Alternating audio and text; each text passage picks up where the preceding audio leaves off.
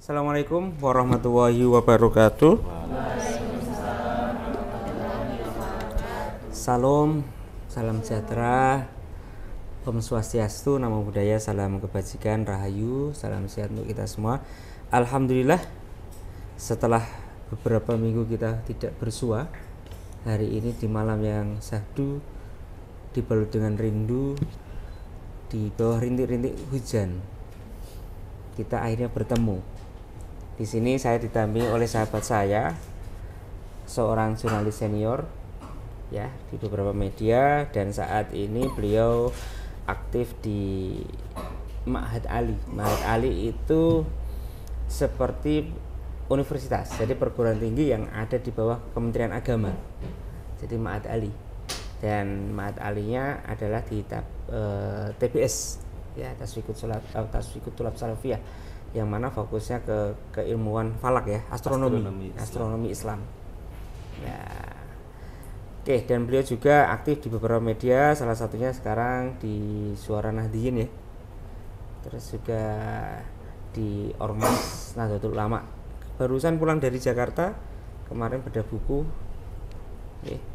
Oke, tanpa berlalu lama ya, kita akan membahas tentang teladan Raden Mas Panji Sosrokartono dan peran Museum Gujikan dalam merawat peradaban. Karena refleksi yang kedua ini adalah membahas tentang kebinekaan yang ketiga dan keempat. Oke, sudah ngantuk? Belum ya. Kalau gitu makanya nanti malam berarti kalau belum ngantuk ya. Sudah kenyang berarti. Kayaknya Kak Lutfi sudah makan sepiring tadi saya lihat di fotonya itu. Oke, selanjutnya waktu dan tempat saya persilakan kepada beliau, Bapak Ustadz Rosyidi SAG. Kepada beliau saya persilakan. Assalamualaikum warahmatullahi wabarakatuh. Salam sejahtera bagi kita semua. Terima kasih yang saya hormati Bapak Rektor UMK, walaupun saya nggak kenal yang sekarang itu belum kenal lah. Para wakil rektor, sahabat saya Mas Muzid, Pak Muzid ini yang sekarang kok jadi romantis gitu ya dia ya. Pandai berpuisi juga. Ya, ini kehormatan bagi saya bisa bertemu dengan kawan-kawan muda yang luar biasa. Jadi, ya, saya selalu senang kalau ketemu dengan kawan-kawan muda. Karena apa? Karena fakta sejarah dimanapun, sebuah kemajuan peradaban tidak akan luput dari peran pemuda. Silakan cek kalau nggak percaya.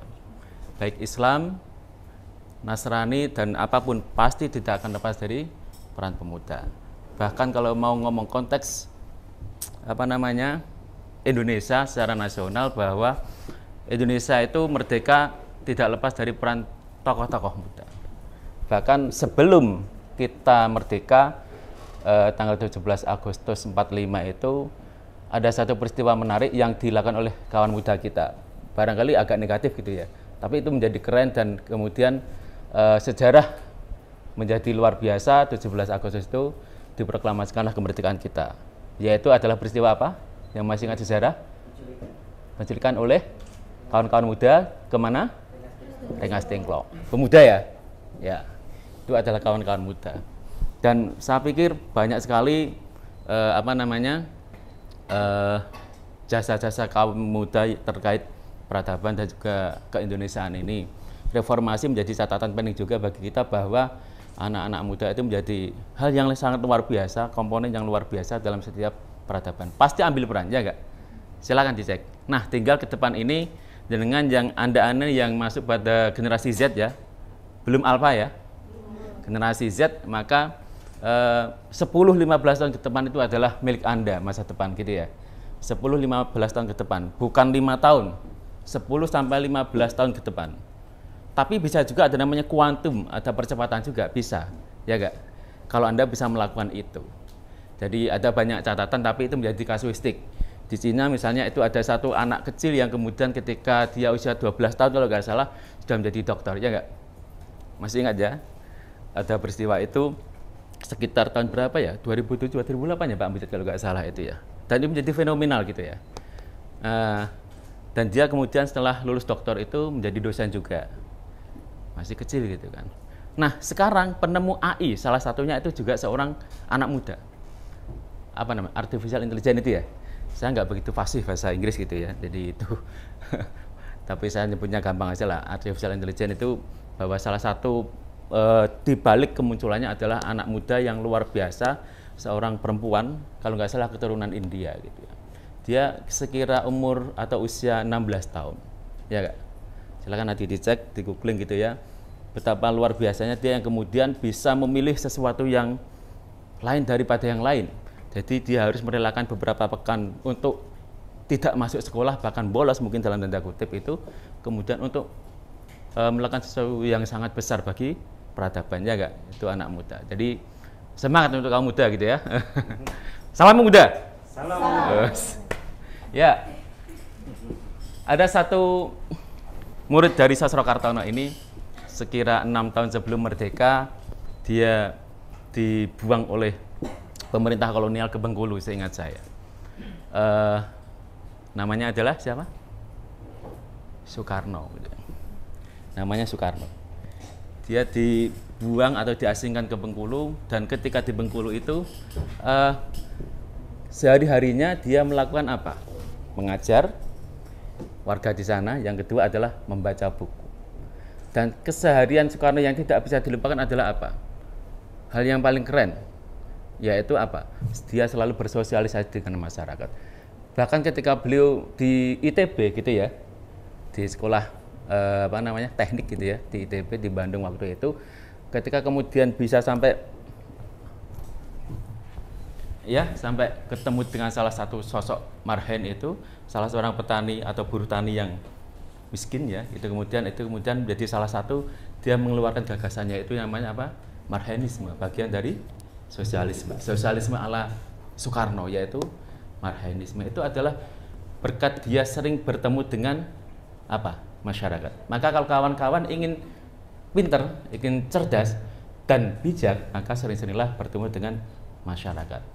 Karena apa? Anda itu sebenarnya adalah bagian dari masyarakat. Kalau Anda tidak bertemu dengan masyarakat, tidak berbincang, bersosialisasi, maka Anda akan apa? Teralienasi dari masyarakat.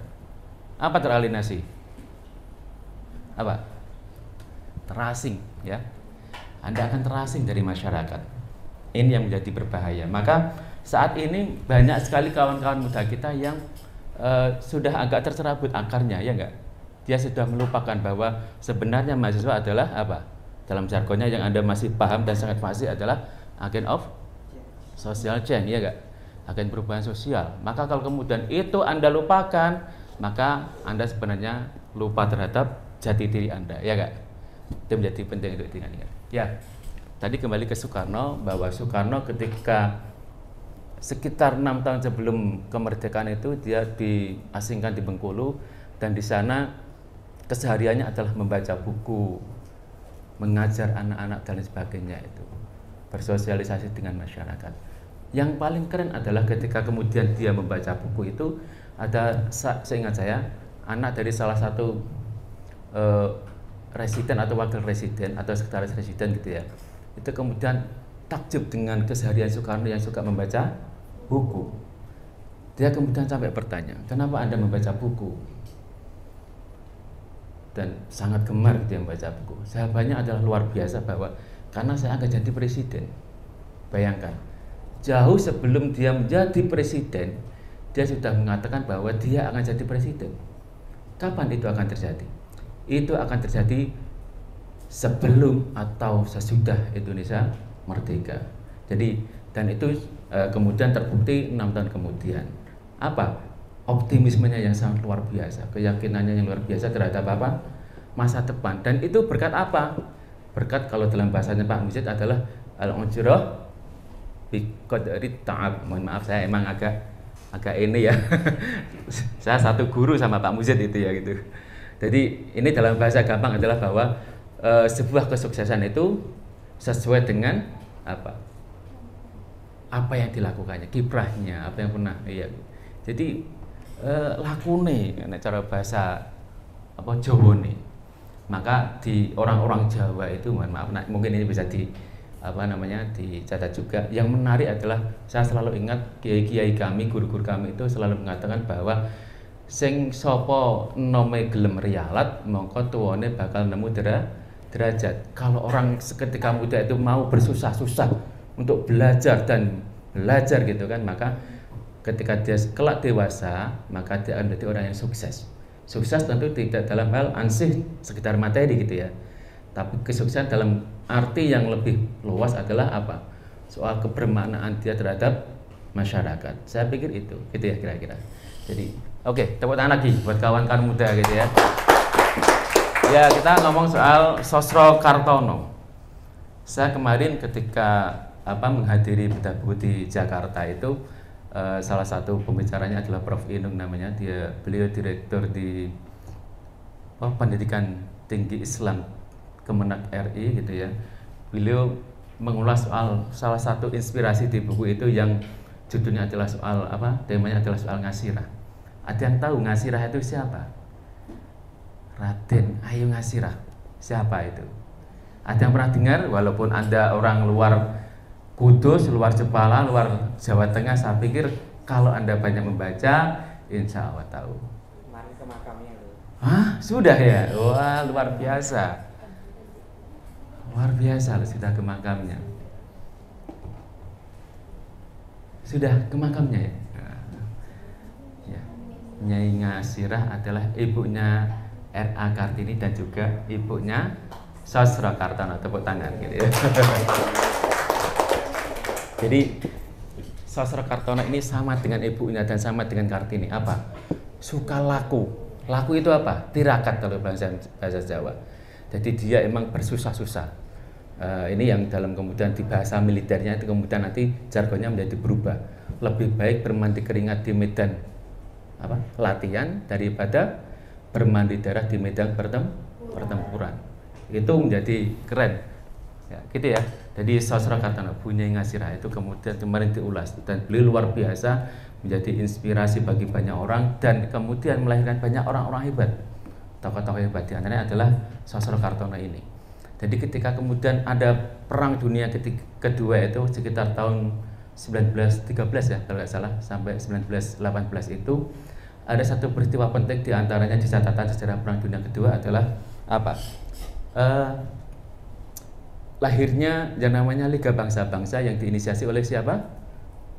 Masih ingat? Ini pelajaran waktu kita masih kecil.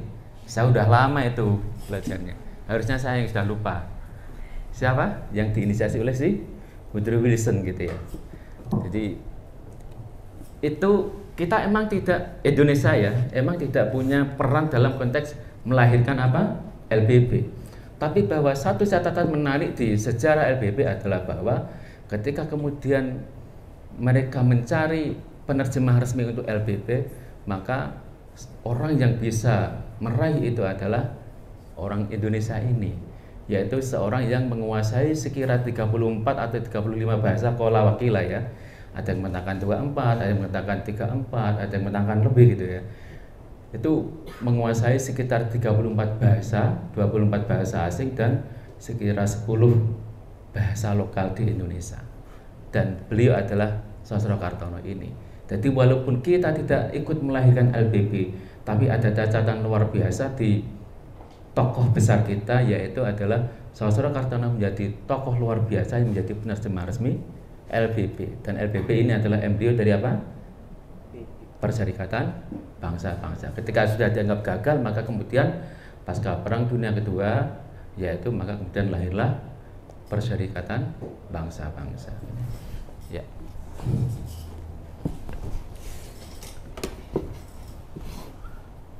Kebinekaan dan toleransi.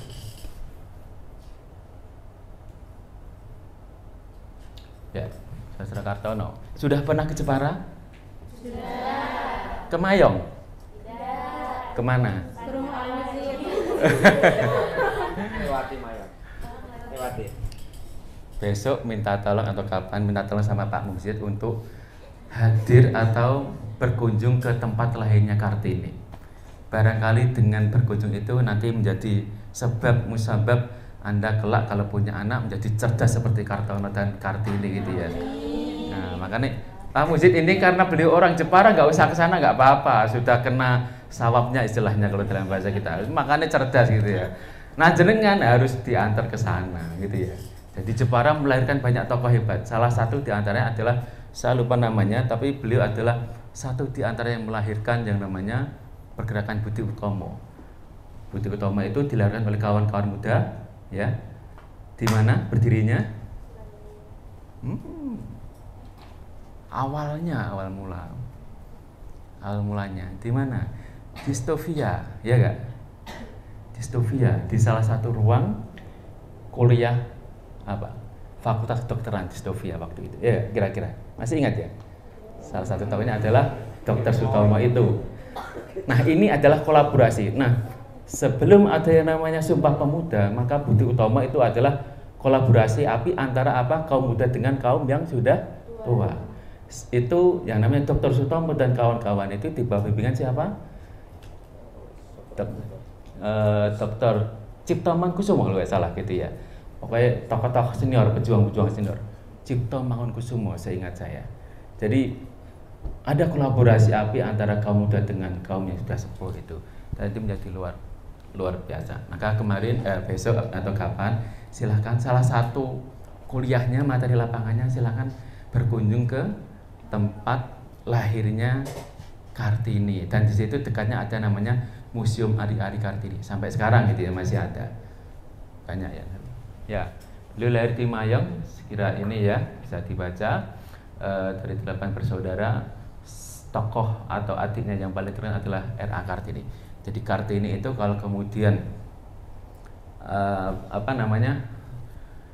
inspirasinya sebagai orang yang sangat cerdas adalah kakaknya sendiri, karena kakaknya adalah sama seperti ayahnya, yaitu Adipati Arya Sasroningah yang suka membaca buku, terutama karya pujangga-pujangga Jawa waktu itu. Nah, ini ya.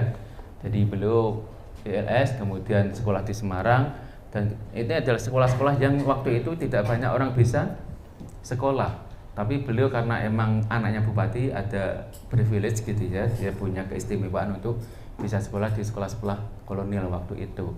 Bahkan beliau ini kemudian menjadi orang yang luar biasa karena punya kesempatan untuk belajar di Eropa. Jadi salah satu sarjana pertama Bumi Putra ini di Eropa adalah Sosrokartono ini gitu ya. Oke. Nah, ini salah jurusan sejak awal gitu ya. Awalnya beliau itu suka jurusan teknik, jadi dia masuk teknik, kemudian dalam perjalanan dia kemudian masuk di Fakultas Sastra. Dia belajar filosofi dan kesusastraan timur. Nah, ini menarik karena apa? Emang beliau adalah orang yang sangat suka budaya. Dan ini menurut kepada muridnya. Soekarno itu kemudian dalam salah satu pidatonya mengatakan bahwa kalau Anda ingin jadi orang Hindu maka jangan jadi orang India. Kalau ingin jadi orang Islam jangan jadi orang Arab dan lain sebagainya. Ini yang kemudian ingin mengatakan bahwa maka jadilah orang Nusantara, karena kita itu orang Nusantara, ya enggak? Jadi secara kultur ini menjadi luar biasa karena Kartono tidak melupakan, bahkan beliau di sana pun pakai blangkon gitu ya, pakai blangkon di Prancis dan lain sebagainya. Dan di Prancis itu beliau punya salah satu catatan yang menarik. Dia dikenal sebagai atib atau tobib atau dokter gitu ya, dokter dalam tanda kutip, karena apa? Dia suatu ketika itu ada satu anak yang sakit parah yang kemudian jadi divonis mati, dan oleh Sosrokartono ini kemudian diobati dengan media air putih. Maka dia dikenal sebagai dokter yang menyembuhkan anak sakit dengan air putih. Jadi ini luar biasa, dan itu adalah dari lakunya kan. Jadi dia emang punya tirakat yang luar biasa gitu. Dan ibunya dulu tirakatnya luar biasa, Ibu Ngasirah itu. Dan Ibu Ngasirah itu adalah putrinya Kiai Modirono ya Pak ya, Kiai Modirono. Nah, kalau konteks dulu dipanggil Kiai maka itu tidak sembarang orang, konteks zaman kolonial gitu ya, zaman-zaman dulu itu. Maka itu menjadi orang yang sangat luar biasa, dan leluhurnya emang orang-orang dengan spiritualitas yang sangat luar biasa tinggi. Nah, ini selepas lulus dia pernah menjadi jurnalis di New York Herald, dan dia menjadi satu-satunya wartawan yang lolos meliput Perang Dunia I. Dan ketika ini kemudian dia mau liputan, dia mau dibawahi senjata, dia nggak mau. Saya tidak akan menyerang orang karena itu saya tidak akan diserang. Jadi apa perlunya membawa senjata, ya kan? Jadi hal yang luar biasa gitu ya. Nah, Sastrokartono kemudian setelah memutuskan pulang ke tanah air, dia walaupun sudah punya kekayaan yang luar biasa gitu ya, dengan profesinya dia ahli bahasa, dia kalau mau kaya aja gampang lah, nggak usah pulang ke Indonesia. Maka dia sudah punya cukup untuk hidup di sana. Tapi dengan atas nama cinta tanah airnya, kemudian Ibu Pertiwi memanggil beliau pulang ke Indonesia dan kemudian tinggal di Bandung sampai kemudian meninggalnya. Dan wasiatnya adalah ketika kelak kemudian beliau wafat, beliau minta dimakamkan di samping makam ibundanya yang kemarin kawan-kawan sudah silaturahmi ke sana gitu ya, sudah sowan ke sana gitu ya. Anda orang yang sangat beruntung karena sudah bisa ziarah ke makamnya Ngasirah dan juga ke makamnya Sastrokartono. Dulu waktu saya masih di sini, saya dulu pernah kerja di sini juga, jadi kawannya Pak Muzid. Jadi ketika ada kawan UMK mau kunjungan ke Malaysia ya Pak waktu itu ya, saya masih ingat ada beberapa kawan, yaitu ya ada yang Muslim, ada yang non Muslim. Saya ajak untuk ziarah ke makam Sastrokartono. Untuk apa? Untuk menghormati gitu ya. Beliau tokoh poliglot yang luar biasa. Jadi kemudian jadi menarik gitu kan. Nah, kemudian kita publish di media massa gitu ya. Ya, beliau dulu ngajar di Taman Siswa di Bandung. Nah, beliau kepala sekolahnya dan salah satu gurunya adalah siapa? Muridnya, yaitu Soekarno itu. Jadi Soekarno pernah ngajar di Bandung sama Sastrokartono. Ajarannya. Ini ada yang suka Presiden Jan Cuker gak? Ada yang kenal gak Presiden Jan Cuker siapa? Sujiwo Tejo. Ada yang tahu? Gak kenal ya? Wah ini anak gaul berakhlak Rasul ini ya. Jadi ada salah satu lagunya si Sujiwo Tejo itu cukup menarik bagi saya. Nah, salah satu baiknya gini. Suara saya agak jelek, jadi gak jelek-jelek amat sih. Jadi sugih tanpa bondo, dikdaya tanpa aji, terima mawi pasrah, sepi pamrih tebih ajrih. Sugih tanpa bondo, dikdaya tanpa aji, terima mawi pasrah, sepi pamrih tebih ajrih. Ini sebenarnya salah satu penggalan bait lagu dari Sujiwo Tejo yang diambil dari salah satu ajaran Sastrokartono.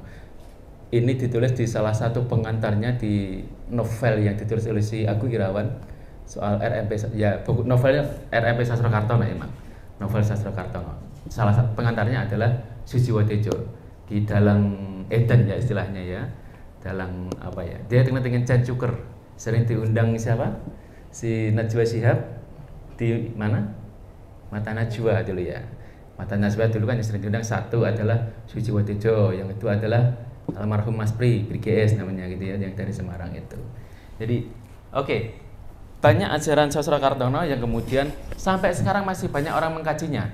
Bahkan di Kudus ini ada komunitas yang secara berkala menggelar pertemuan yang mendiskusikan soal ajaran-ajaran Sastrokartono, yaitu di kompleks makam Sido Mukti. Itu ada tajuk gitu ya, ada tajuk yang itu digunakan untuk berdiskusi atau bercengkrama di situ atau istirahat gitu ya. Itu sering diadakan di situ. Jadi salah satu itu tadi yang dikenal adalah diantaranya Catur Murti gitu ya, Catur Murti. Nah ini salah satunya adalah Alif. Alif, kenapa kemudian beliau dikenal dengan sang Alif gitu ya? Jadi Alif ini mengandung makna spiritual yang luar biasa tinggi. Alif itu ilah kalau dalam bahasanya siapa? Sastrokartono, Tuhan. Yaitu apa? Bahwa semua yang wujud ini akan tiada atau akan sirna kecuali Al-Ahad, satu, yang esa gitu ya, yang esa. Ini dalam bahasa teologi seperti itu gitu ya. Jadi Alif. Nah, Konteksnya kenapa kemudian beliau dikenal dengan Sang Alif? Jadi beliau itu emang kebetulan suka dengan ini sebagai simbol gitu ya, sebagai simbol, dan kemudian beliau pernah membuat namanya kalau dalam bahasa Jawa itu raja yang disulam sendiri oleh siapa? Sosrokartono. Nah, dalam menyulam ini, nah ini kenapa kemudian tadi saya ngomong laku tirakat gitu ya. Sosrokartono ketika membuat sulaman Raja Alif ini, cerita dari siapa namanya? Mbah Narto, juru kuncinya dulu, bahwa dalam setiap kali memasukkan benang ini untuk menyulam, itu dalam sekali ini beliau membaca Al-Fatihah sebanyak berapa? 7 kali tanpa nafas. Dan itu dilakukan sampai berapa puluh hari gitu, saya lupa lamanya, tapi lama banget. Kenapa? Harus dalam keadaan suci. Beliau harus punya wudhu, ya, kalau dalam Islam itu punya wudhu, dan kemudian ketika membuat ini dalam satu kalikan benangnya itu dia harus membaca Fatihah sebanyak 7 kali. Konon ceritanya seperti itu. Dan ini sangat berat. Saya aja baca Fatihah nafas sampai 2-3 kali aja, wah enggak kuat. Beliau sampai panjangnya luar biasa nafasnya gitu. Jadi ini alif simbolnya, dan ini ada di, kemudian simbol itu ditaruh di sebelah makamnya gitu ya, di sebelah utaranya kalau nggak salah gitu. Jadi ini kenapa kemudian beliau dikenal dengan Sang Alif. Nah, ini ajaran Caturmurti gitu ya. Ini yang tadi diantaranya yang tadi saya baca tadi itu dari bait lagunya siapa? Ki Sujiwotejo. Jadi memiliki makna, Caturmurti itu memiliki makna bahwa keutuhan hidup tergantung pada 4 hal. Pikiran harus benar, perasaan harus benar, perkataan harus benar, dan perbuatan harus benar. Ini kalau dalam bahasanya kawan-kawan kita di Buddha kalau nggak salah, itu bahwa ada 3 itu yang harus tidak boleh saling bertentangan. Jadi antara pikiran, mulut sama hati itu juga harus senada gitu ya, tidak boleh salingan. Nah, ini hampir-hampir sama gitu ya. Ini ya tadi sugih tanpa bondo. Jadi sugih tanpa bondo itu apa ya? Itu sugih tapi walaupun tidak punya uang tapi kaya. Kaya itu sebenarnya kan punya makna yang sangat luas. Hanya saja kemudian banyak orang melakukan simplifikasi terhadap makna kaya, ya enggak? Jadi kaya itu kemudian disederhanakan menjadi apa? Sing duite akeh, yang punya banyak materi. Sebenarnya kan enggak. Anda coba main ke rumah sakit. Orang-orang yang berduit banyak itu kemudian menjadi tidak berharga uangnya karena apa? Dia sakit, ya enggak? Menjadi tidak kaya lagi. Tapi kita yang kemudian punya uang ya sekedarnya cukup gitu kan, cukup. Tapi bahwa kita mau apa-apa bisa membeli, ya enggak? Kita mau menolong orang bisa, mau ngasih orang bisa, mau sedekah bisa, dan lain sebagainya. Kita menjadi kaya, ya enggak? Kita yang misalnya uang kurang begitu banyak, tapi ketika kita main kemana-mana ada kawan yang selalu menyambut kita, itu kan kekayaan yang luar biasa, ya enggak? Itu dalam bahasanya Pak Mujahid itu al-ghina ghinan nafsi. Jadi kaya itu tidak mesti materi, ya enggak? Kaya hati, ya enggak? Kaya hati, kaya kawan. Saya salah satu contohnya adalah saya kemana-mana insya Allah punya kawan, jadi kemana-mana tuh senang ada kawannya. Makanya saya kalau disuruh ngisi pelatihan dimanapun, kalau misalnya disediakan hotel gitu ya, ya tak suruh tempat, udah di Baditur kamu aja. Saya tak ini di tempat kawan aja, biasanya diantar pokoknya saya bilang. Jadi nggak mesti saya mau tempatin kalau disiapkan hotel atau penginapan. Karena apa? Saya lebih seneng di tempat kawan saya. Dan ketika saya ke tempat kawan saya, satu bisa kelanggenang gitu ya, silaturahmi. Yang kedua, saya pasti dapat informasi banyak, ya enggak? Soal apapun. Anda silakan nanti. Nggak usah ketemu sekitar 6 bulan, tapi begitu ketemu pasti keren, ya enggak? Wah, piye gue nggak pernah ketemu kita. Wah, pasti akan. Sekarang pasar kamu berapa? Oh ya berapa? Emangnya gue apaan gitu kan, pasar kamu berapa? Jadi maksud saya menjadi luar biasa gitu loh kalau kita lama nggak bertemu kemudian ketemu. Saya pernah kemarin ada satu guru kita Pak Mujahid ya, namanya Kiai Saktua ya. Ada satu tamu dari Jogja, Kiai dari Jogja itu kemudian ke Kudus, dan dia ketika ketemu saya menceritakan, saya itu punya teman Pak di sini namanya Pak Kiai Saktua. Nah, beliau mengatakan sekitar 30 tahun nggak ketemu. Kemudian saya tanya-tanya, oh bener itu emang. Nah ketika sudah ketemu luar biasa, senengnya beliau. Karena apa? Ketika beliau dulu mondok mengaji di Krap ya, beliau ketika mau mengaji kepada kiainya atau gurunya, dia harus belajar dulu kepada yang namanya Pak Kiai Sakduo ini sebagai santri senior gitu ya. Maka dia tidak terlupakan. Dan itu 30 tahun nggak ketemu. Dia sekarang jadi kiai besar dan beliau kesini ketemu kawannya itu yang kemudian ikut mendidiknya. Luar biasa gitu kan. Ternyata anaknya sekarang muridnya, seniornya itu. Dulu bapaknya muridnya, sekarang gantian anaknya yang jadi muridnya. Kan luar biasa gitu ya. Nah gitu ya, sugih tanpa bondo. Kita selalu ingat bahwa kaya tidak hanya soal materi ya. Anda punya banyak kawan, Anda punya saudara yang mengasihi Anda, itu luar biasa ya enggak?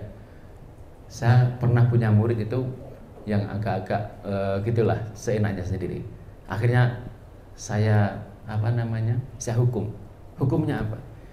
Saya hukum dia tak suruh ketemu sama anak jalanan. Tanyai anak-anak jalanan itu bagaimana kondisinya. Terus anak jalanan itu ditanya, setiap hari dia kasih uang saku berapa sama ibunya? Enggak pernah. Makanya gimana? Nyari sendiri. Dari mana? Hasil ngamen. Terus sekolahnya gimana? Ya nggak bisa sekolah. Maka di posisi itu kita menjadi orang yang sangat luar biasa kaya. Karena apa? Ada anak kecil yang untuk makan pun dia nggak dikasih orang tuanya. Bukan karena nggak mau ngasih, ya nggak? Tapi karena apa? Karena emang tidak ada yang dibuat ngasih. Saya pikir tidak ada ibu yang ingin menelantarkan anaknya, ya nggak kira-kira? Kalau tidak terpaksa. Kalau sampai ada ibu yang tidak memberi makan anaknya, itu karena emang keterpaksaan. Keterpaksaan. Kita nggak mau menghakimi ibu-ibu itu, tapi bahwa betapa kesempatan itu tidak semua orang punya, gitu ya. Kesempatan itu tidak semua orang punya. Maka orang Yahudi, orang Yunani ya, mohon maaf, orang Yunani itu punya dua pemaknaan soal waktu. Orang Yunani itu punya pemaknaan soal waktu itu ada dua. Satu, waktu itu dimaknai dengan waktu yang berkaitan dengan angka-angka kuantitatif, dengan angka. Berarti waktu ini pukul berapa misalnya? Ini pukul berapa ini? 17 gitu ya. 19. Ini waktu ya enggak? Usia Anda berapa? 20. Itu waktu ya enggak? Waktu. Tapi bahwa ada waktu yang kemudian dimaknai lain, yaitu apa? Chance, yaitu kesempatan, ya enggak? Anda sekarang jadi luar biasa karena bisa mengikuti program apa? Pertukaran mahasiswa Merdeka. Coba Anda tidak bisa memanfaatkan kesempatan ini. Ada nggak kesempatan lagi setelah ini kira-kira? Nggak ada ya? Itu waktu. Jadi waktu itu punya dua makna menurut kawan-kawan dari Yunani waktu itu. Ada waktu yang berkaitan dengan angka-angka kuantitatif yang seperti saya bilang tadi. Ada waktu yang berkaitan dengan apa? Kesempatan atau chance itu ya, yang tidak akan bisa terulang kembali. Maka kita selalu diingatkan oleh guru-guru kita bahwa jangan sampai menyesal kemudian gitu ya. Jadi itu ya. Jadi maka ada itu istilah-istilah itu. Kenapa emang tidak bisa kembali? Jadi kalau dalam bahasa kami sebagai orang Islam itu kemudian diingatkan apa? Al waktu kasayf illam taqbahu qata'aka. Jadi waktu itu ibarat pedang. Kalau kita tidak bisa mematahkannya, maka kita ya akan dipatahkan, ya enggak? Itu menjadi luar biasa. Maka dalam salah satu ayat Al-Quran juga disebutkan apa? Wal asri innal insana lafi khusrin illa itu. Jadi demi masa itu juga waktu yang berkaitan dengan apa? Kesempatan. Bukan menjadi angka-angka kuantitatif. Gitu ya kira-kira. Sugih tanpa bondo. Dikdayatan Pak Haji terima mawi pasa. Dikdayatan Pak Haji itu apa? Jadi dikdayatan Pak Haji itu termasuk yang tadi dipraktikkan oleh siapa? Si Sosrokartono ketika dia mau terjun ke ke medan perang untuk liputan, dia dikasih senjata tidak mau, ya enggak? Buat apa saya membawa senjata? Kalau saya tidak membunuh orang, saya pasti tidak akan dibunuh gitu ya. Jadi ngeluruk tanpa bolong, yaitu menyerang tanpa pasukan atau juga kepasrahan tersebut jika ada yang melawan kita dapat mengambilnya dengan memohon pertolongan dari Tuhan. Orang yang hebat itu bukan orang yang punya ilmu kebal, enggak, ya. Bukan orang yang ketika kemudian dibaca orang tidak apa-apa. Tapi orang hebat itu adalah orang yang tidak ada orang yang ingin menyakitinya, ya enggak? Ini adalah orang yang paling hebat. Jadi ini kata-kata orang bijak yang luar biasa bahwa kalau ingin menjadi orang hebat, maka Anda tidak perlu memiliki sebuah ilmu kesaktian. Cukup Anda menjadi orang yang orang pun segan untuk menyakiti Anda, ya enggak? itu menjadi orang yang sangat luar biasa. Jadi itu bisa menang tanpa ngasorake gitu ya. Jadi orang itu tidak perlu sombong.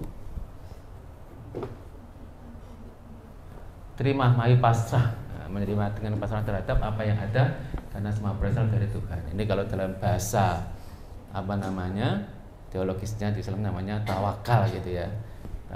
Suwung pamrih tebih ajri. Jika tidak adanya jahat kita tidak perlu takut. Jadi soal suwung pamrih ini juga masuk dalam kategori ilmu yang kemudian dikenal dengan apa? Ilmu kantong bolong. Ilmu kantong bolong ini yang salah satu yang dikenal dari Sosro Kartono yaitu apa? Beliau itu kalau mau membantu orang itu tidak pandang bulu, tidak pilih-pilih. Jadi tidak tahu berapa. Jadi ya udah ngasih, ikhlas, bener-bener ikhlas. Jadi ilmu kantong bolong gitu ya. Langgeng tan ono susah, tan ono bunga, artinya tetap tenang dalam susah ataupun senang istilahnya ya. Saat itu salah ketik, mohon maaf, ataupun senang, karena dengan tenang kita bisa mengukur kemampuan kita dan juga lebih bersabar maksudnya. Anteng manteng sungguh senang. Mana yaitu dengan diam sungguh-sungguh maka akan selamat sentosa, atau dengan diamnya kita dengan kesabaran. Juga diamnya kita bertafakur pada Tuhan dan senantiasa diisi dengan zikir merenungi ciptaan. Ini di konteks teologis gitu ya. Jadi kawan-kawan emang siapa? Si Sosro ini orangnya emang santri mestinya. Kalau dalam bahasa kita berkira Islam adalah santri beliau itu. Dan artinya adalah santri juga. Siapa? Kartini. Dan Kartini itu adalah salah satu orang yang menjadi alasan gurunya namanya Ki Soleh Darat dari Semarang itu untuk menulis tafsir Al-Quran berbahasa Jawa. Agar apa? Agar orang-orang itu bisa memahami kandungan makna ayat-ayat suci Al-Quran bagi orang Islam gitu ya. Itu yang dilakukan oleh Kartini. Nah, teladan untuk pengembangan literasi. Jadi ada banyak ajarannya Sosro Kartono. Saya di rumah punya beberapa bukunya gitu ya, termasuk yang bentuk novel dan sebagainya itu. Yang jelas Sosro Kartono adalah tokoh yang luar biasa dalam hal literasi. Satu, jadi ketika dia kemudian menulis berita itu luar biasa. Dia yang wartawan senior. Jadi dia sampai bisa keterima di New York Herald itu tidak semua orang bisa. Ya kan? Dan beliau literasi saya pikir tidak hanya menulis ya kawan-kawan ya, termasuk membaca dan sebagainya itu literasi gitu kan. Maka sampai beliau menjadi penerjemah resmi LBP itu menjadi hal yang sangat luar biasa. Dia inspirasi kita terkait dengan menjadi ilmu pengetahuan demi memajukan bangsa. Dalam hal literasi tidak hanya membaca, tetapi juga hal yang sangat penting. Sosro Kartono sendiri adalah seorang penulis senior gitu ya. Orang-orang di sekitar Sosro Kartono banyak juga menjadi jurnalis atau penulis top. Di antaranya adalah Soekarno menulis DBR. Apa DBR? Yang tahu kepanjangannya? Ini bukunya Soekarno yang sebanyak 2 jilid. Kalau nggak salah, ingat saya di rumah punya 2 jilid. Tebelnya segini satu jilidnya itu. Jadi DBR. Apa kepanjangannya? Mahasiswa harus baca. Mahasiswa harus baca di bawah bendera revolusi. Ya, nanti dicek. Kayaknya ada e-book-nya itu kalau nggak salah sekarang ya Mas. Saya dulu belum ada, maka saya kuatnya beli loaan. Jadi usebook, buku apa? Bekas. Jadi saya kuatnya beli buku bekas zaman dulu itu sudah lumayan, hampir 1 jutaan dulu tahun 2010-an gitu ya saya dapatnya. Ya, Soekarno menulis banyak buku, DBR Jarinah menulis di media massa baik Pikiran Rakyat, Suluh Indonesia Muda dan Persatuan Indonesia. Dan beliau adalah ketika mendirikan PNI usianya baru berapa? Sekira seumuran Anda, sekira 20 kalau nggak salah saya ingat saya. R.A. Kartini mengemukakan pemikirannya tentang pendidikan dan feminisme dan berkesempatan dengan teman-temannya di Eropa. Surat-surat diterbitkan dalam buku yang diberi judul Habis Gelap Terbitlah Terang. Ini dalam bahasa Arabnya adalah Minad Dzulumati Ilan Nur gitu ya. Habis gelap terbitlah terang. Pertanyaannya, kawannya yang diajak untuk berkorespondensi itu siapa di Eropa? 1, apa? Abendanon. Yang kedua, ingat siapa? Stella Zihandler. Nah, ada satu yang menarik ketika kemudian suatu ketika Kartini itu berkirim surat ke Stella. Jadi Kartini dalam salah satu bahasa suratnya mengatakan bahwa Stella, tahukah kamu apa namanya spirit ya, dalam bahasa gampangnya spirit hidupku. Jadi jargon hidupnya itu apa? Sebenarnya adalah ini, diingat ini perempuan hebatnya. Sebenarnya adalah aku mau. Jadi aku mau menaklukkan gemunung apa kesulitan itu dan sebagainya itu. Maka Kartini yang menjadi spirit hidupnya menjadi luar biasa adalah aku mau itu. Aku mau, dan itu kemudian yang menjadikan dia luar biasa kontribusinya tidak hanya dalam hal feminisme, tapi di Jepara kontribusinya juga dalam konteks pemberdayaan ekonomi masyarakat. Kawan-kawan di Jepara pasti sangat paham bahwa yang namanya kerajinan ukir Jepara itu salah satu yang memperkenalkan ke Eropa adalah siapa? Kartini. Yaitu ketika ada kawan-kawan orang-orang dari pemerintah kolonial itu atau dari Eropa berkunjung ke Kabupaten Jepara yang diterima oleh ayahnya, maka Kartini selalu mengenalkan apa? Ukir-ukir yang indah dari Jepara. Itulah yang kemudian menjadikan Jepara dikenal sebagai kota ukir dan di dunia sangat dikenal. Anda cek di Bali itu ukiran yang terkenal dari mana? Bali. Pemasoknya siapa? Kan gitu pertanyaannya. Bali iya, pemasoknya siapa? Di sana ada salah satu kain yang terkenal adalah tenunnya adalah kain Bali. Dikenal di Jepara sebagai apa? Rosok, ya kan? Rosok. Jadi kawan-kawan harus paham. Gitu. Jadi Kartini menjadi sangat luar biasa. Dan saya pernah menulis satu artikel yang cukup penting bagi saya ketika Hari Kartini pada sekira tahun 2008 seingat saya. Aku mau Kartini saja judulnya di salah satu koran terbesar di Jawa Tengah waktu itu, tapi sekarang udah mulai redup gitu ya. Dan saya juga pernah bekerja di sana di Suara Merdeka, dan gara-gara artikel itu pula saya di SMS waktu itu berbeda WA ya, di SMS oleh perempuan hebat yang bernama adalah Profesor Dr. Agnes Widanti. Beliau baru almarhum beberapa tahun yang lalu. Beliau dosen dan guru besar di Universitas Katolik Sugio Pranoto Semarang. Jadi kelasnya profesor. Wah, saya yang anak kecil gitu ya, anak kecil itu ya sekira di atas Anda sedikit lah nulis, kemudian di SMS profesor, luar biasa ya enggak?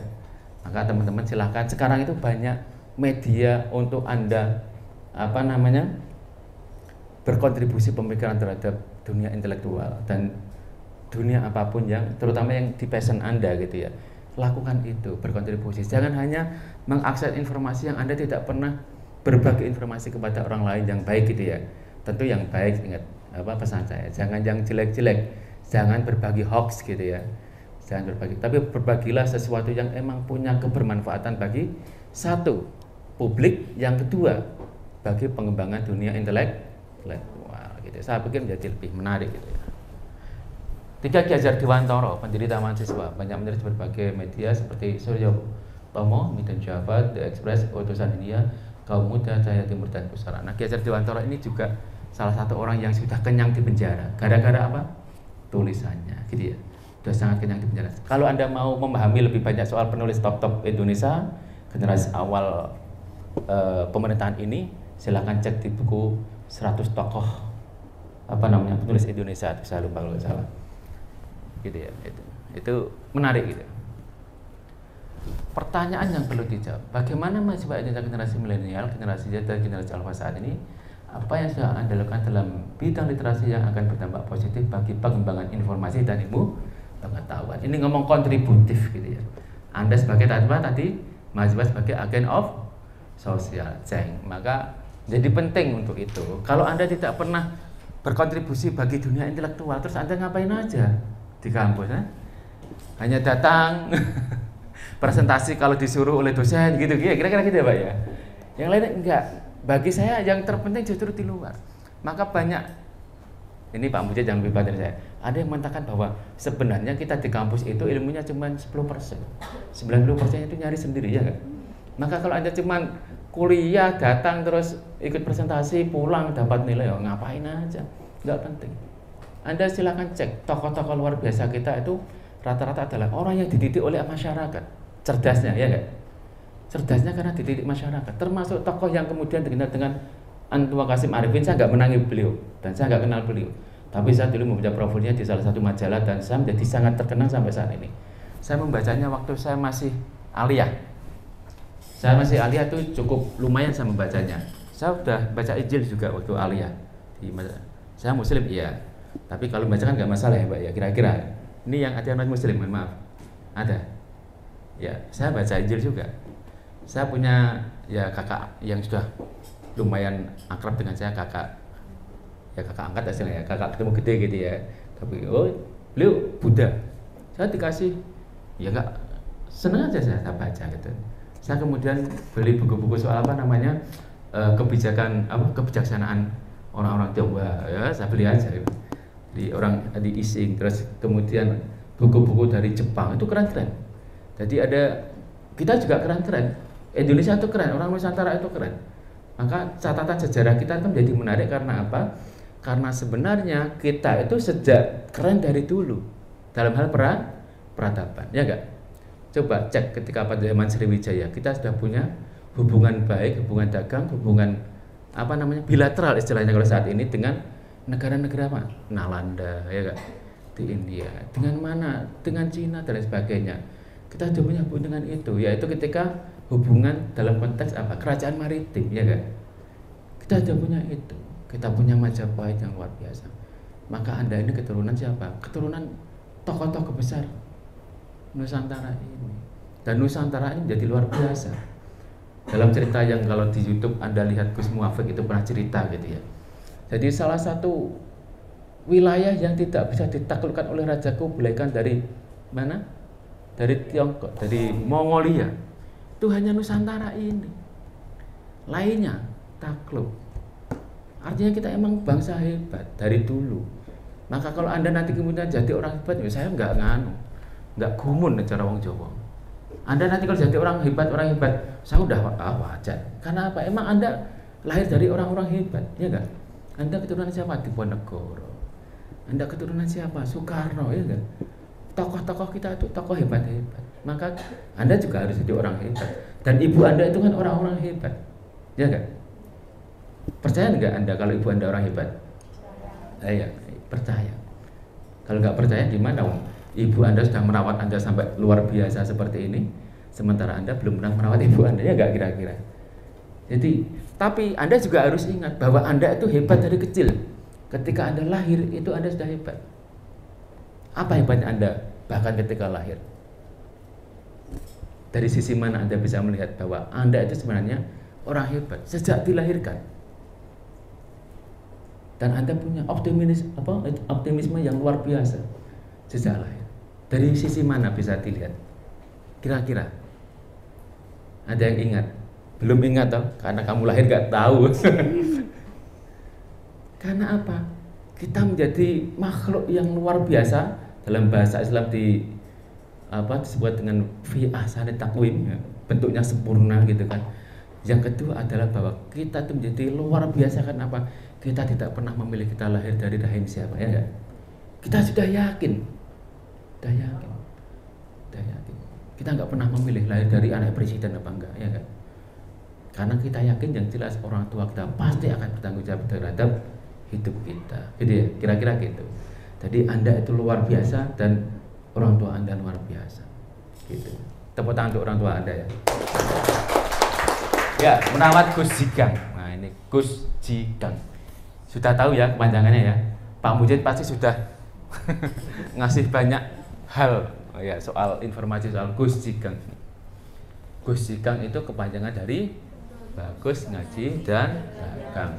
Jadi ini ada Gus Jigang X Building. Ini adalah museumnya Mas Haji Hilmi, ya senior dan kawan kita di PT Mubarak Food. Nah, ini yang menarik adalah dari jargonnya menjadi luar biasa. Dari Kudus mencapai peradaban dunia. Nah, ini Anda kalau masuk di museum ini pasti akan ketemu dan merasa tepat jargon ini. Karena apa? Kita sudah masuknya itu adalah disuguhi dengan apa? Suasana Menara Kudus gitu ya. Ada minirama Menara Kudus dan kemudian di situ ada minirama pembuatan jenang Kudus. Dan masuk agak ke dalam di samping Omah Kudus itu Ada apa? Udah diajak sana belum? Nah, ada apa? Permainan tradisional. Ya, dari Kudus menyapa dunia itu di situ dilihatnya. Jadi di situ banyak sekali disuguhkan apa namanya gambar-gambar yang tempo dulu yang luar biasa, Ya ini ada. Nah, kalau ini kampung saya ini Kompleks Masjid Wali Jobo. Ini kenapa saya tampilkan? Karena ini desa saya, ya enggak? Agak narsistik sitik gitu ya. Tepuk tangan ya. Ada kayak gini, ini guru kerami ya. Ini guru-guru saya, guru-guru Mas Mujid gitu ya. Nah, itu. Ya. Ini ada, ini dolanan. Saya pernah menulis khusus soal mainan tradisional ini di salah satu apa namanya situs nasional, namanya waktu itu Beritagar. Saya nggak tahu ini masih ada. Sekarang kayaknya berubah menjadi Lokadata itu ya. Saya dulu menulis khusus soal ini panjang banget karena sampai 1.200-an kata. Dan itu memang pesanan tulisan dari Jakarta gitu ya. Jadi ini ada yang menarik. Anda mungkin nggak tahu ini ya. Ini apa namanya? Nggak. Ini tambir. Tampah yang ini. Ya, Anda orang mana kok tahu? Orang mana? Sumatera. Sumatera ya? Ini Sumatera semua? Enggak. Yang lain mana selain Sumatera? Ada Sulawesi. NTT juga? Wah, keren. Kita punya banyak sahabat ya. Ada Malaysia juga? Enggak. Karena kan PMM, pertukaran mahasiswa Malaysia. Malaysia. Pertukaran mahasiswa Mejobo. Pertukaran mahasiswa Merdeka. Ini adalah keren-keren. Cowok ada muntu kene cara kene uleg-uleg. Kendi. Nah, kendi dulu itu menjadi apa namanya? Sarana orang-orang tua kita bersedekah menjadi orang yang sangat ikhlas, ya enggak? Lewat apa? Rumah-rumah orang tua zaman dulu, orang-orang tua kita zaman dulu itu di depannya itu selalu ada tempat kendi. Ada ditaruh kendi, kemudian diisi air dan semua orang yang lewat boleh meminumnya. Di teras, ya, di teras. Maka ini menjadi sesuatu yang sangat luar biasa. Ini apa? Kendil ya, buat nganu. Nah, ini dolanan anak-anak waktu kecil dulu. Anda nggak menangi ya? Masa kecil kurang sempurna, bukan kurang bahagia, kurang sempurna gitu. Ya, ada Menara Kudus. Nah, ini namanya adalah Omah Kapal ya. Ini kaligrafi. Sudah lihat semua ya kemarin ya? Nah, Sunan Kudus itu menarinya di mana?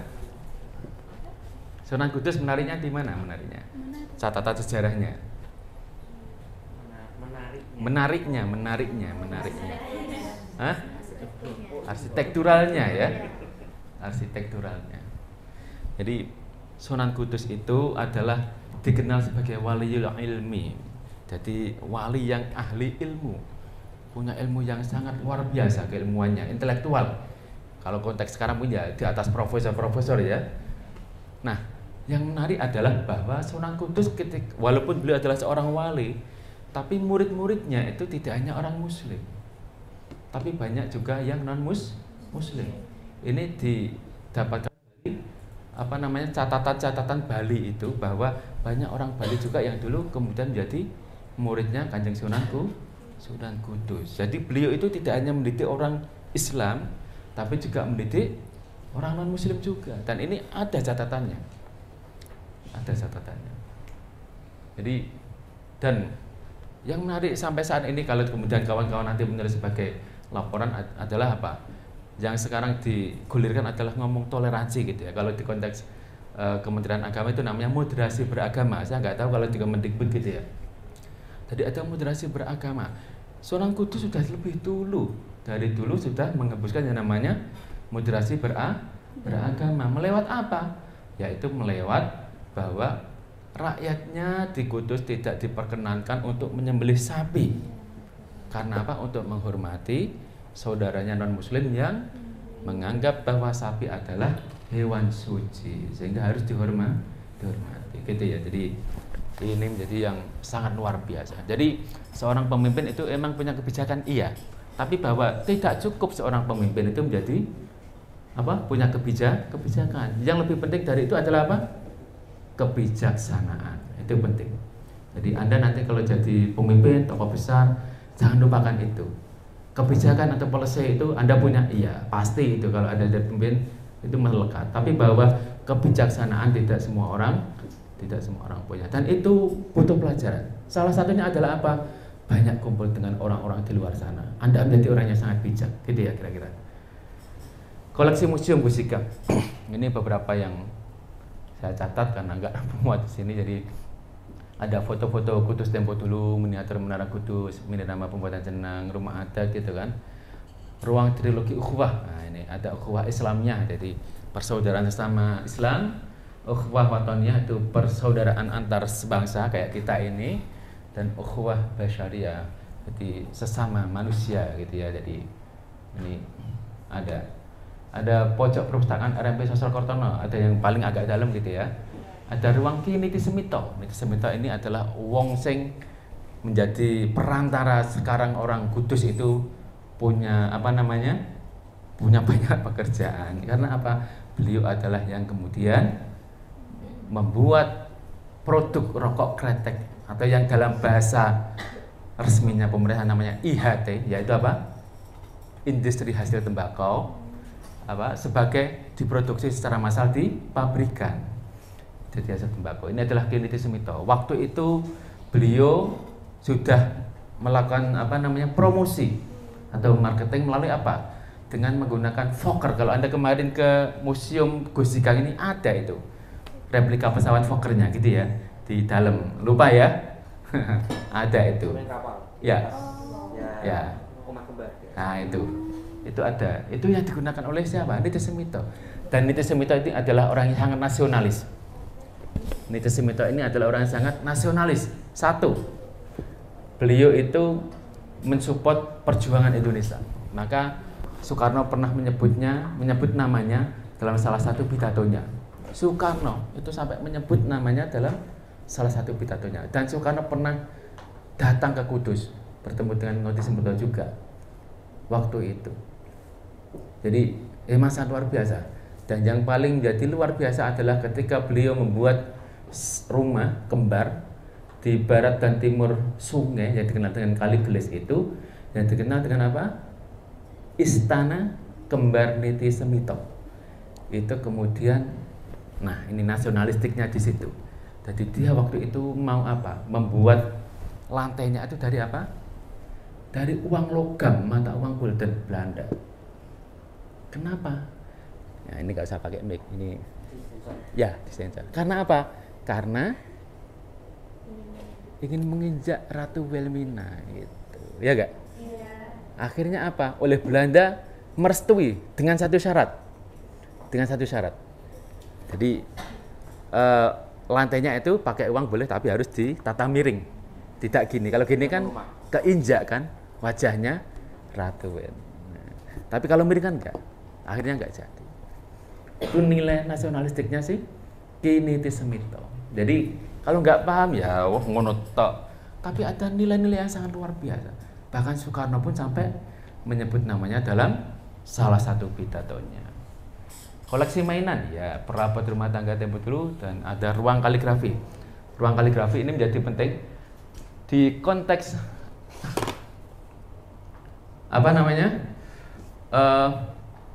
seni kaligrafi nasional. Kudus menjadi salah satu kota dengan catatan yang sangat luar biasa. Kudus pernah punya maestro kaligrafi yang sangat dikenal, guru-guru kita namanya Pak Nur Aufasidik. Beliau yang kemudian mendidik tokoh-tokoh kaligrafer di Kudus ini menjadi orang-orang yang sangat luar biasa dalam konteks kaligrafinya. Saya pikir itu nanti bisa dilanjutkan dengan ngobrol-ngobrol yang non formal. Monggo, terima kasih. Selamat malam. Terima kasih. Assalamualaikum warahmatullahi wabarakatuh. Waalaikumsalam warahmatullahi wabarakatuh. Oke, kita berikan aplaus kepada Bapak ini.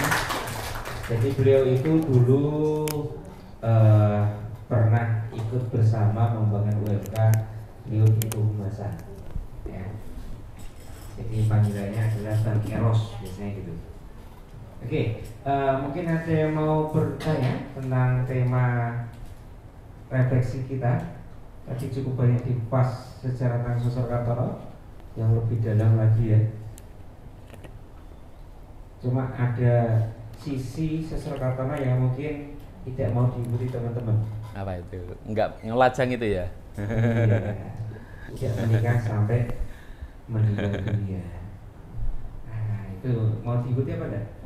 Ya, siapa tahu ketika dia ngikuti itu, kalau orang sudah mungkin berpikir atau mungkin dalam satu versi ya, kita bisa salahkan.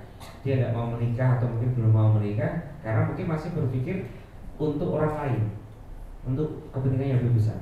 Tapi ketika dia sudah menikah, fokusnya akan berpindah kepada keluarga, untuk kepada masyarakatnya akan banyak berkurang. Mungkin bisa jadi seperti itu, tapi kita nggak tahu ya. Ada yang pernah bertemu Sosro Kartono?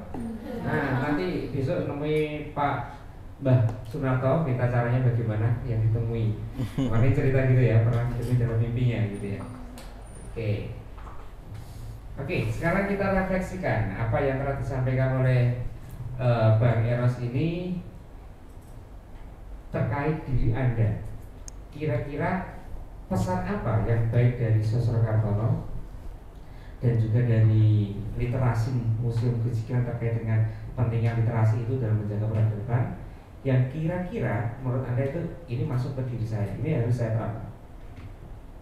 Oke, kita mulai dari sisi timur. Ya, sisi timur itu kamera, silakan.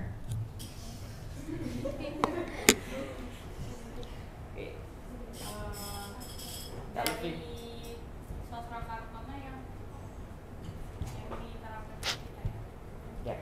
Kira-kira apa sih yang bisa Anda refleksikan ke diri Anda? Wah, ini kayaknya bisa saya tiru. Kalau ajaran ini bisa, atau perilaku ini bisa. Oh, sisi baik ini kayaknya bagus, bisa saya terapkan. Atau mungkin jangan-jangan ini sudah ada di diri saya. Nah, gitu. Baik Sosro Kartono atau terkait kekayaan literasi gitu. Saya itu nggak bisa lepas dari buku. Nah, silahkan.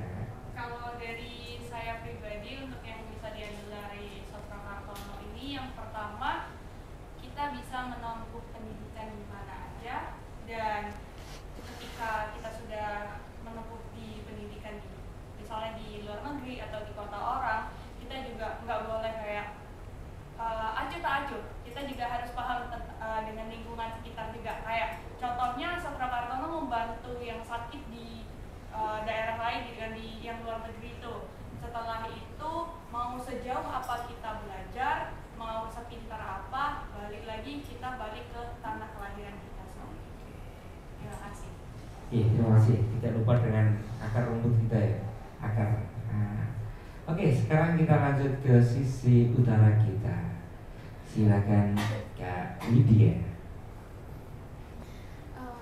Kalau menurut saya pribadi itu hal yang patut ditiru dari Sosro Kartono itu adalah kejujuran dan kegigihannya dalam belajar, serta ketidaksombongannya. Walaupun dia terlahir dari keluarga yang terbilang sempurna, tapi dia tetap menggabungkan atau meleburkan dirinya di tengah-tengah masyarakat, sehingga dia lebih banyak mendapatkan atau memberikan manfaat bagi orang-orang di sekelilingnya.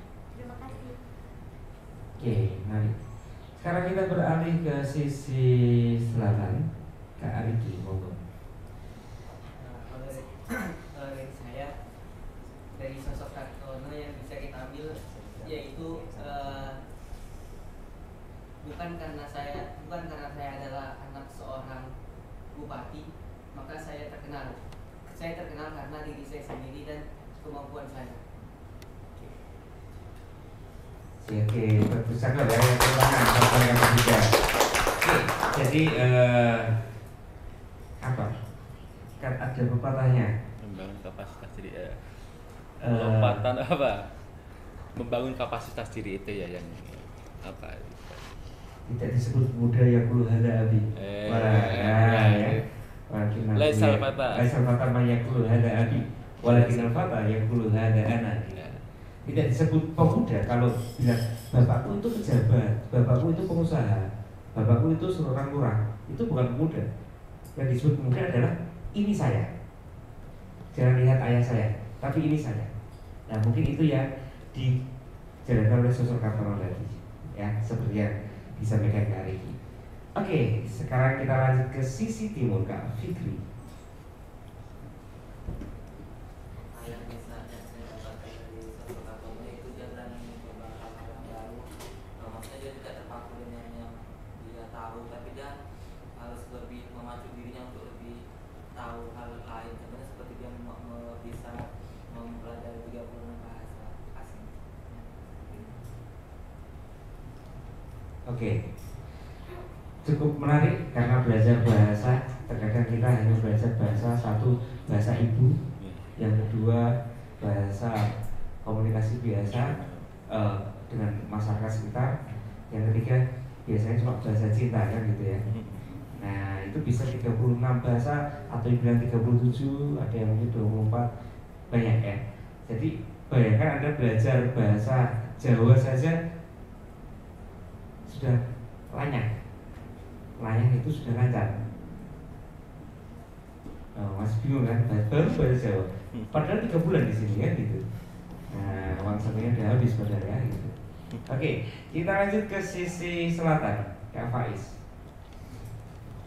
Yang bisa saya ambil dari sisi sosok Kartono itu, ketika dia memiliki banyak ilmu, dia bisa melahirkan tokoh yang juga hebat yang tidak hanya sebatas dirinya saja. Jadi ilmu yang dia miliki itu bisa berkembang sampai saat ini dan bisa kita pelajari sampai sekarang. Oke, cari ilmu ya, harus sampai ke luar negeri ya. Kalau Anda kan beberapa juga nyari ilmunya ke luar negeri ya, karena kampusnya swasta gitu ya kan. Ini kan UMK swasta, jadi Anda ke luar negeri kan ya. Saya pertukaran ke kampus luar negeri. Iya kan, UMK kampus swasta. Iya kan, betul kan? Nanti ya. Telat pikirnya ya. Sekarang kita beralih ke sisi utara, Kak Muna. Yang bisa saya ambil dari Sosro Kartono itu, ia melakukan hal positif terhadap diri sendiri sebagai loncatan positif untuk apa yang dituju. Seperti tadi, dia membaca buku karena ia ingin menjadi seorang presiden. Makanya dia melakukan hal positif terhadap diri sendiri karena ia memiliki tujuan yang positif. Oke, seperti yang dilakukan Pak Soekarno tadi ya, baca buku ya, menginspirasi. Ya. Karena kalau dari cerita-cerita tadi kan kebanyakan sosok-sosok hebat Indonesia itu banyak yang menulis buku dan banyak yang membaca buku. Anda sudah hampir sama dengan beliau-beliau itu, sama-sama hebatnya. Anda nulis status, tapi permasalahannya status Anda berbobot apa tidak kan itu. Dan status itu akan terekod terus selamanya, sehingga nanti Anda kalau lulus mau kerja pun bagian HRD akan memantau histori Anda di tracking gitu. Kalau status Anda status yang motivasi, status yang baik, kemungkinan besar lolos. Tapi kalau Anda suka mengeluh, menceritakan permasalahan pribadi, mengumbar permasalahan pribadi, sering down, ceritanya kok sering galau, ya udah perusahaan nggak akan terima. Wah ini nanti ada masalah di kantor, update status, bahaya kan itu. Nah, jadi sekarang mulailah update status sesuatu yang memotivasi, bermanfaat bagi orang lain. Oke, sekarang kita lanjut ke sisi timur. Kak Bangun. Sudah bangun? Kita refleksikan diri masing-masing terhadap apa yang kita dapatkan secara materi atau kegiatan tentang sosok Kartono, tentang museum Kusikan. Apa sih yang kira-kira dari cerita itu menginspirasi atau bahkan sudah Anda lakukan di diri Anda? Wah ini cocok ini, dari ajaran sosok Kartono ya ini cocok, misalnya seperti itu.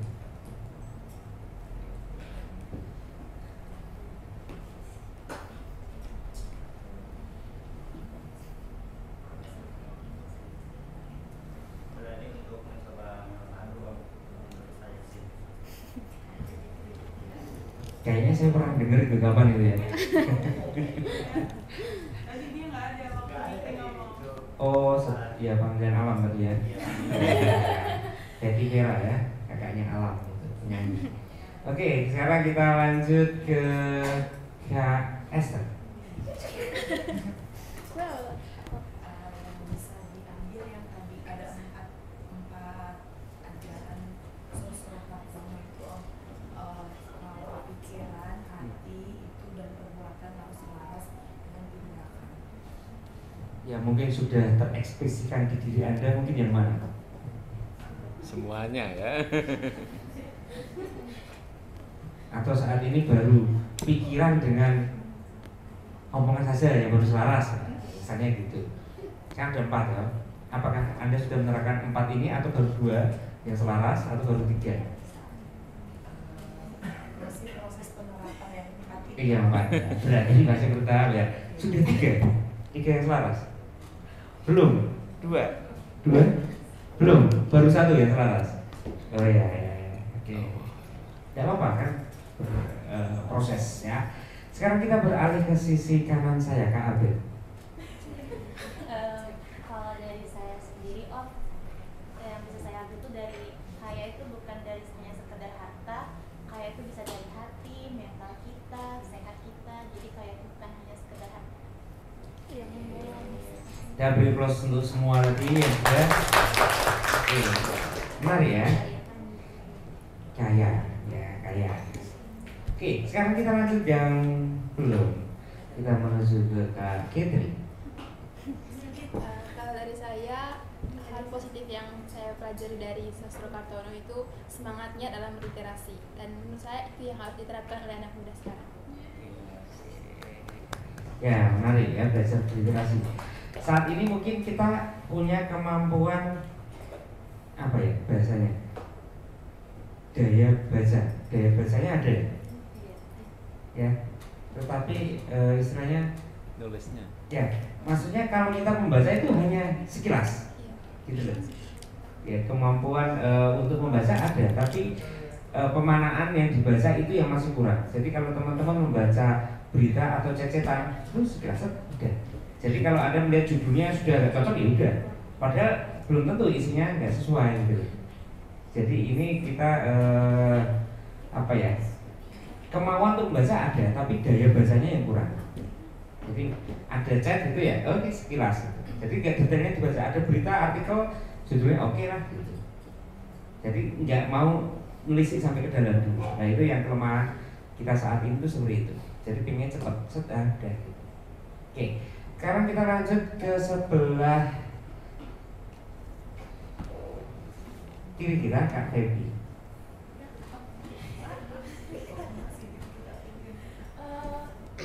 Di sini kan untuk Sosrokartono sendiri dia kan menolong tanpa bantuan,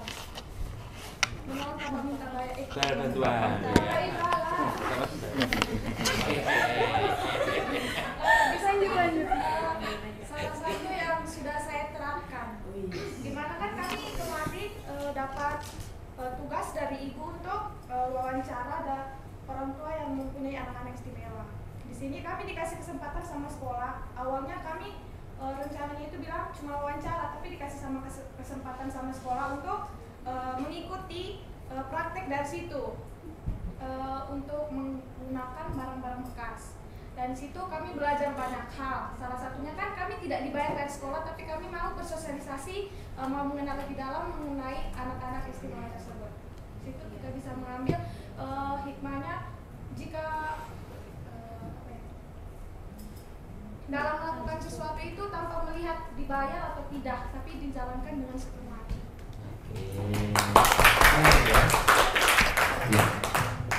Oke, kemarin ke itu ya, dari psikologi ya? Ya. Ke sekolah mana kemarin? SLB Negeri Kaliwungu. Purwosari. Maaf, Kaliwungu kanan jalan itu ya? Ya. Setelah terminal ya? Masuk kanan gang dikit ya? Ya. Saya di sana ada.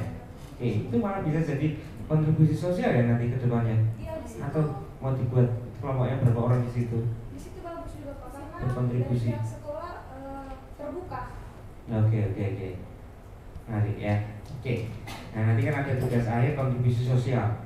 Saat ini apakah boleh kegiatannya masih kayak yang 2 tahun ini kita selalu berbagi, berkontribusi ke adik-adik ABK, panti-panti yang sangat kekurangan, atau komunitas belajar di tepi sungai Kalibelis. Ya, kalau tahun lalu kita nemu teman-teman anak residivis itu bagaimana belajarnya, kakak-kakak angkatan 2 itu ngajari di sana. Oke, kita lanjut lagi ke sebelah kanan, Kak Dea.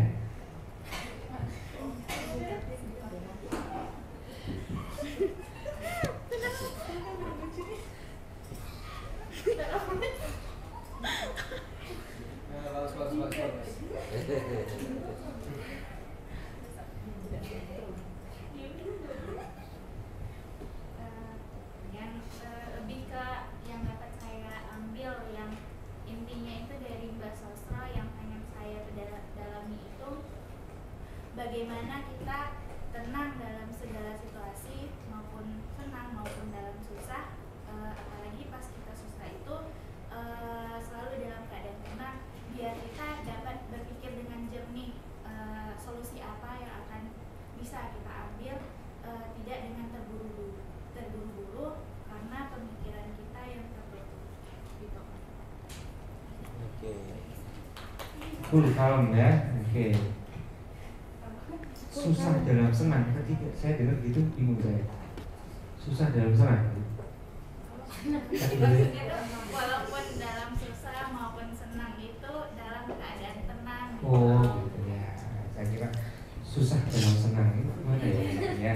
Oke, terima kasih Kak Dea. Selanjutnya Kak Dinda.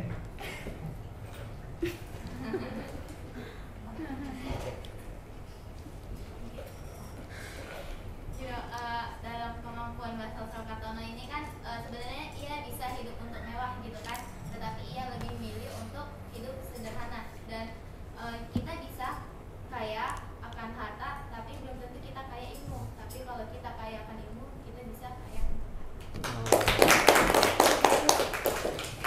Nah, ya. Oke, kita akan beralih ke Kak Irma.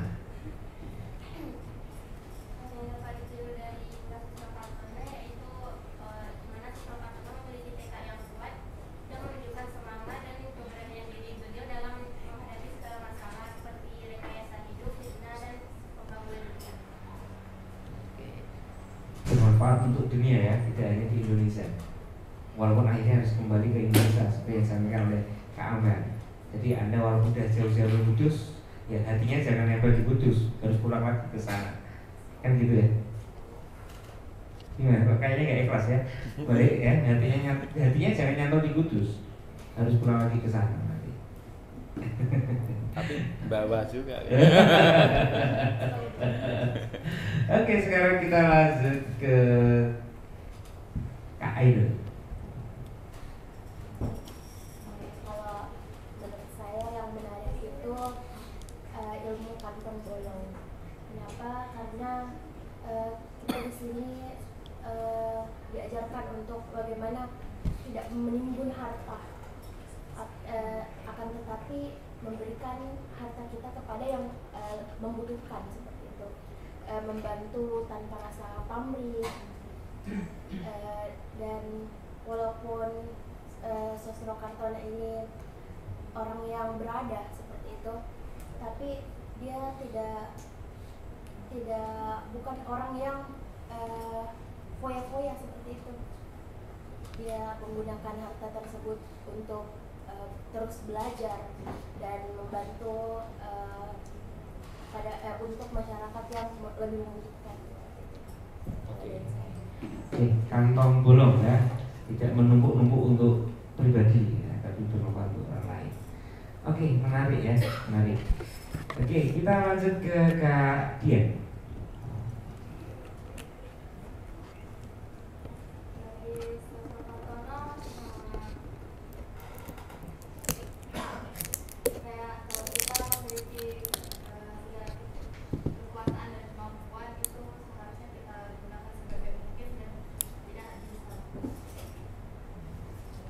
Tidak disalahgunakan.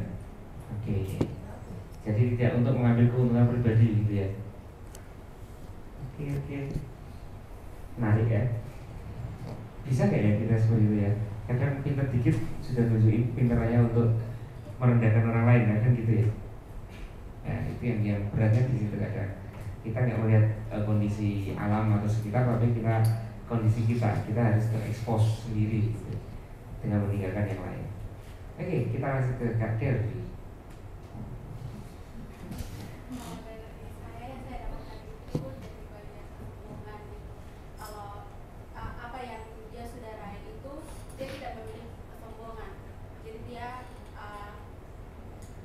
Menjadi orang yang sederhana dengan apa yang dia miliki. Memilih untuk tidak terlihat, walaupun dia layak gitu ya. Walaupun kita layak untuk dia, tapi kita memilih untuk tidak dekat dengan dia. Berat ya kayaknya. Oke, terima kasih. Kita lanjut ke Kak Mesha.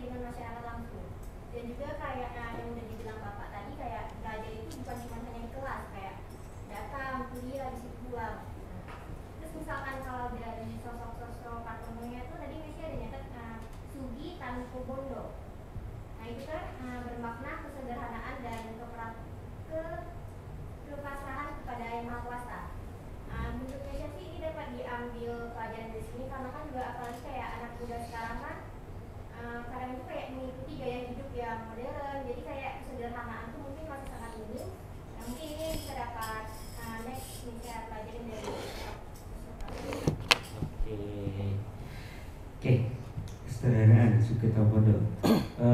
Kita masih punya 1 atau 2 Kak Ferdian, silakan.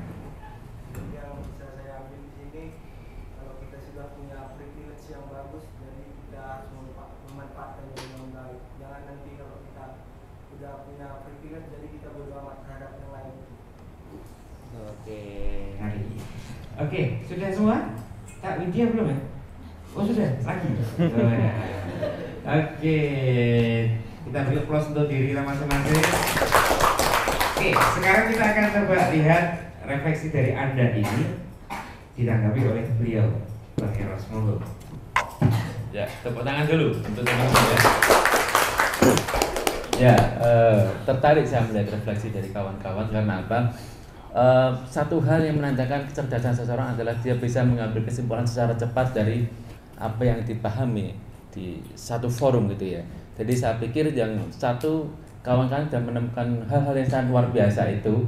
Jadi petikan-petikan dan poin-poin yang luar biasa, dan itu kalau disatukan jadi quote-quote yang luar biasa ya kamu itu ya. Tepuk tangan untuk itu gitu ya. Yang kedua, saya yakin kawan-kawan ini membacanya sudah bagus, hanya perlu ditingkatkan. Kenapa saya bisa mengatakan membacanya sudah bagus? Karena ketika kawan-kawan diminta refleksi, diksinya sudah keren-keren ya. Orang nggak akan bisa kemudian melakukan atau memberikan statement dengan baik kalau dia tidak banyak membaca buku. Diksi itu mempengaruhi, ya kan? Jadi pilihan diksi kawan-kawan di sini sudah sangat luar biasa, dan tinggal yang tadi saya bilang mungkin ya, membacanya oke lah, silakan ditingkatkan. Tapi yang jelas ada literasi, tidak hanya membaca, ya enggak? Literasi tidak hanya membaca. Kawan-kawan silakan menulis. Menulislah, niatkan itu untuk satu, berkontribusi intelektual untuk diri Anda sendiri, untuk masyarakat, untuk Indonesia dan dunia. Yang kedua, kalau itu bisa jalan terus-menerus, itu menjadi amal ibadah Anda untuk kelak, ya gitu ya. Jadi saya pikir ini menjadi ada sisi duniawinya, iya, tapi ada sisi dari spiritualitas kita juga gitu ya. Saya pikir menarik, dari diksi Anda sudah sangat luar biasa. Itu menandakan Anda sangat cerdas, dan ya emang Anda orang pilihan gitu ya. Tadi Pak Muja saya dengar ini orang pilihan ya Pak ya. Pilihan, karena tidak semua kawan-kawan mahasiswa bisa terpilih jadi ikut peserta program mahasiswa Merdeka, ya enggak? Tepuk tangan untuk itu. Dan saya pikir kalau Anda nanti pulang dari Kudus, silahkan tulis catatan-catatan yang menarik soal kudus gitu kan, itu tularkan di sana. Kalau kita sekarang banyak mengenal namanya studi tiru gitu Pak ya, studi tiru gitu kan, silahkan itu yang baik dari sini silahkan bawa ke sana, yang kurang menarik tidak usah diingat-ingat, simpan itu untuk diri Anda sendiri gitu ya. Jadi misalnya ketemu saya, wah wongnya nggak begitu cakep gitu ya, biarkan untuk simpan Anda sendiri gitu ya. Tapi apa yang Pak Mujid dan saya sampaikan, kalau ada yang baik silahkan ditiluran ke sana. Satu hal kawan-kawan, ada satu pembelajaran yang menarik ketika sekitar 3 bulan lalu saya diminta bicara di forum FKPT ya, BNPT. Itu ini kawan-kawan, kalau ada yang dari kampung, ada nggak dari kampung ini? Atau dari kota semua? Dari kampung ya? Di kampung-kampung itu punya catatan yang menarik soal apa? Soal sejarah kampung-kampung, iya kan? Tapi kita selalu lupa untuk itu. Saya waktu diundang sama FKPT yang kerjasama dengan BNPT itu ya, Badan Nasional Penanggulangan Terorisme itu hanya soal bicara soal apa? Soal sekitar kita. Ternyata banyak orang yang kemudian tidak sadar bahwa di sekitarnya itu adalah hal-hal yang luar biasa, ya enggak? Termasuk orang-orang luar biasa di sekitar Anda. Barangkali Anda tidak tahu. Saya mungkin pernah bercerita ya Pak Mujid, bahwa saya itu menjadi salah satu orang yang pernah malu menjadi orang Indonesia. Waktu saya masih jadi wartawan di lapangan, saya beberapa kali mengatakan ini agar kawan-kawan saya tidak mengikuti saya, tidak termasuk seperti saya. Jadi saya pernah malu ketika apa? Ketika saya jadi wartawan dan kemudian saya masih di Blora waktu itu tugasnya. Saya kebetulan akrab dengan adiknya Pramudia Anantatur, pernah ya dengar ya? Namanya Dr. Susiloktur itu, dan kemudian beliau sangat akrab dengan saya. Saya waktu itu di sini masih waktu itu beliau beberapa kali ke sini hanya untuk ketemu saya, untuk apa aja, kangen gitu kan. Nah, suatu ketika ada tamu dari Perancis namanya Etienne Neviu, pernah ke sini kalau nggak salah. Saya waktu itu masih di sini. Pernah ke UMK juga, Etienne Neviu, dia sastrawan dari INALCO dari Perancis. Terus kemudian ada Prof. Ko Hyung Un itu dari Korea Selatan. Nah, beliau itu dua orang luar biasa yang jauh dari Indonesia gitu ya. Tapi yang menjadi menarik adalah ketika kemudian sampai di Blora, beliau mengatakan bahwa beliau ingin berziarah ke makamnya R.A. Kartini. Bayangkan, orang Eropa pengen berziarah ke makamnya Kartini. Keren gak? Anda udah pernah? Saya pertama kali ziarah ke makamnya Kartini karena mendampingi beliau-beliau itu. Malu saya jadi orang Indonesia. Karena apa? Saya nggak tahu bahwa sekitar kita itu orang hebat gitu, ya nggak? Anda jangan sampai malu. Tuliskan tokoh-tokoh luar biasa di sekitar Anda, termasuk guru-guru Anda itu. Saya waktu kecil punya guru namanya Pak Musman. Beliau adalah orang sangat akrab dengan saya, karena saya kalau latihan pramuka itu selalu diantar ke desa mana diantar. Saya ketika sekitar 4-5 tahun lalu saya menulis untuk diri saya sendiri, tapi lumayan panjang, lebih kalau sekitar 6 halaman. Jadi saya menulis judulnya adalah Semangkuk Sup dari Pak Musman. Karena apa? Beliau satu-satunya orang yang pernah traktir saya ketika saya ikut lomba waktu saya kecil. Pulang dari lomba saya ditraktir sup. Walaupun cuma itu, tapi itu sangat berkesan bagi saya waktu itu masih kecil. Anda pasti punya kenangan-kenangan waktu kecil yang luar biasa, yang itu kalau ditulis menjadi sejarah dari hidup Anda. Dalam konteks psikologi, ada anak psikologi nggak ini? Psikologi ada? Mana? Secara psikologi kita tidak boleh memangkas ingatan masa lalu kita, gitu Pak ya. Maka itu ada di catatan menarik. Jadi kawan-kawan silahkan tuliskan tokoh-tokoh luar biasa di sekitar Anda, sowani kalau masih hidup, silaturahmi gitu ya. Pasti Anda akan dapat banyak ilmu. Anda cepat pintar. Kalau ada orang pintar, Anda main aja silaturahmi. Oh, beliau udah profesor, kiai, udah dokter, nggak peduli. Anda kalau mau main, beliau itu senang, ya kan? Kok bisa? Oh, saya pernah mengalami. Saya waktu kecil, waktu masih pernah jadi mahasiswa, walaupun pernah nggak lulus juga gitu ya. Tapi saya itu senang kalau sowan ke tokoh-tokoh besar. Hanya apa? Hanya untuk bertemu orangnya, mengambil spiritnya. Modalnya emang luar biasa, banyak ya Pak ya. Kalau ke Jakarta, ke Jogja, itu emang perlu modal. Modalnya dari mana? Ya nulis artikel dong di koran, uangnya, atau ngedit buku, uangnya bisa untuk jalan-jalan. Anda kalau mau ikut program-program kayak gini terus, saya pikir menjadi poin penting. Dan Anda bahasanya tolong diperbaiki, jangan kayak saya. Saya mengingatkan sama adik-adik saya, adik-adik seumuran di bawah saya gitu ya, tolong perbaiki bahasa ya. Saya sudah kadaluarsa gitu ya. Jangan sampai Anda seperti saya. Banyak beasiswa di luar sana. Yang jelas Anda perlu satu bahasa, yang kedua Anda pintar nulis, udah Anda akan menaklukkan dunia, ya kan? Dimanapun itu, orang yang punya skill bahasa bagus, skill nulis bagus, wah nggak usah nyari pekerjaan. Maka yang dibutuhkan kalau dalam konteks film, di cerita salah satu film yang pernah kita lihat mungkin Anda, itu yang pernah dikatakan adalah bahwa jadilah profesional, maka kamu akan dicari orang, ya kan? Jadilah profesional. Jadi profesional itu adalah menjadi kompeten lah kalau bahasa kita sekarang, ya kan? Yang berkompeten dalam bidang yang kita tekuni. Saya pikir itu luar biasa kawan-kawan, diksinya menarik-menarik. Saya pikir bukan karena Anda orang Sumatera gitu ya, Anda mungkin menjadi diksinya bagus-bagus, tapi karena Anda emang belajar gitu ya, maka Anda menjadi orang yang sangat luar biasa. Tepuk tangan sekali lagi. Terima kasih.